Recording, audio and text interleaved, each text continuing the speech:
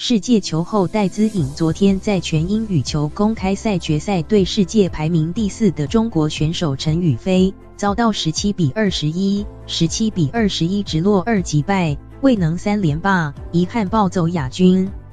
戴资颖过去2年都在全英羽球公开赛女单称后，今年原本要寻求3连霸，挑战自2007年中国名将谢杏芳后首位缔造3连霸的女单球员，可惜连胜纪录中断。24岁的戴资颖和21岁的陈雨菲从2017年的马来西亚公开赛起，昨天之前交手11次，戴资颖拿下全胜，不过近来3次都苦战3局。最近一次是去年10月在法国羽球公开赛，小戴先以18比21丢掉1局，才连夺2局逆转胜。昨天的第1局同样遭到陈雨菲拿下，可惜戴资颖未能演出逆转胜，遭到直落2击败，对决陈雨菲的连胜纪录也遭到中断。双方在第1局一开始就陷入僵持，戴资颖手感似乎没热起来，频频失误，让陈雨菲把比分逐渐拉开至11比5，小戴脸上也掩不住紧张神色。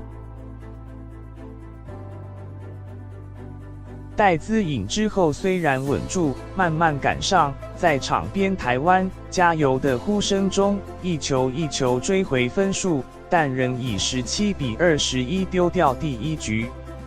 第2局一开战同样陷入僵局，两人数度战成平手，但到了17平之后，陈雨菲接连夺得4分，以21比17拿下第2局。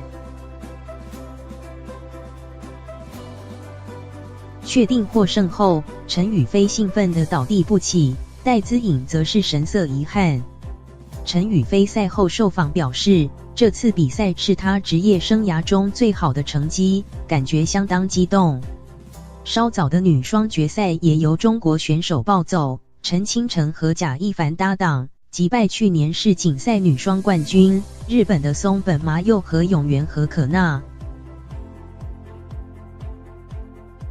全英羽球公开赛总奖金100万美元，约新台币3105万元，是世界巡回赛超级1000大赛，也是年度仅次世界羽球锦标赛的顶级赛事，素有小世界杯美名。